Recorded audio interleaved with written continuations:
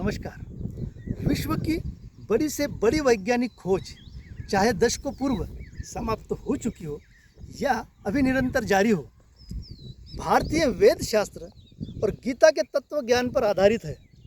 ये विमान कैसे बनाया जाता है, हेलीकॉप्टर कैसे बनते हैं, मिसाइलें कैसी बनाई जाती है, ये विद्युत बिजली कैसे उत्पन्न होती है, ये सारा ज्ञान हमारे शास्त्रों में निहित है। पुष्पक विमान कैसे बना, ब्रह्मास्त्र कैसे बनाया जाता है, व्यक्ति हवा में कैसे उड़ सकता है, ये हनुमान जी ने उस जमाने में ही हमको बता दिया है। ये सारा तत्व ज्ञान हमारे शास्त्रों का है।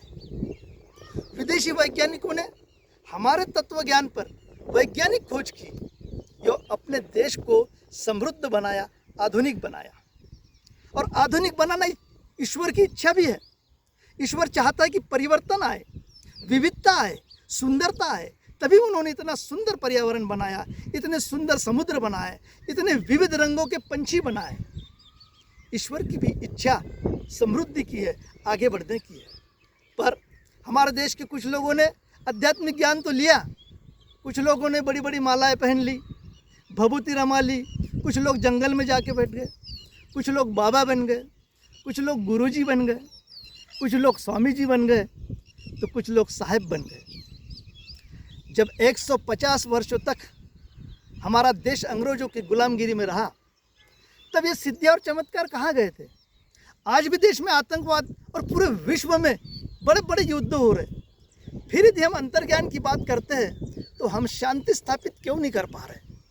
आज एक कथाकार संपन्न होता है, पैसे वाला होता है, वही कथा सुनने वाला किसान आज आत्महत्या करने को मजबूर है। ऐसा ज्ञान किस काम का? देश में बड़े बड़े संत हुए, हिंदू दैवत छत्रपति शिवाजी महाराज, जिन्होंने आध्यात्मिक ज्ञान और अपने पराक्रम के आधार पर स्वराज की स्थापना की। महाराष्ट्र के प्रसिद्ध संत ज्ञानेश्वर महाराज, जिन्होंने अल्प आयु में ज्ञानेश्वरी जैसा उपहार हम सब लोगों को दिया। उन्होंने पूरी उम्र चमत्कार का विरोध किया। स्वामी विवेकानंद जी, जिन्होंने इस देश के युवाओं को विश्व के प्रतिस्पर्धा में सबसे आगे खड़े होने की प्रेरणा दी। राष्ट्रपिता महात्मा गांधी, जिन्होंने पूरे देश को अहिंसा का संदेश दिया। सच्चे संत वे डॉक्टर बाबा साहेब आम्बेडकर, जिन्होंने दीन दुखियों के आंसू पोंछे और उन लोगों को समाज के अग्रिम पंक्ति में सम्मान के साथ खड़ा किया। हमारे शास्त्रों में अकुत वैज्ञानिक ज्ञान है और सहज और सरल है, पर कुछ लोगों ने उसको कठिन बना दिया। गोस्वामी तुलसीदास जी कहते हैं, बुद्धि विवेक विज्ञान निदाना, और कौन सो काज कठिन जग माही, जो नहीं होए तात तुम पाई।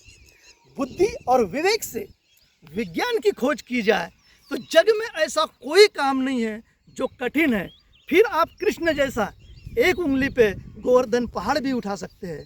हनुमान जी जैसे एक हाथ में संजीवनी बूटी के लिए जैसा उन्होंने पहाड़ उठा के लाया, वैसा हम लोग पहाड़ भी उठा के ला सकते हैं। इस देश के छात्रों से एक छात्र भी मेरी बात मान ले तो मेरा उनसे ये निवेदन है कि गोस्वामी तुलसीदास जी की इन पंक्तियों पे पीएचडी करे और जाने कि बुद्धि और विवेक का इस्तेमाल करके कैसा विज्ञान की खोज की जाती है, और इन विज्ञान की खोज करें और अपने देश को सुखी और समृद्ध और खुशहाल बनाने में अपना योगदान दे।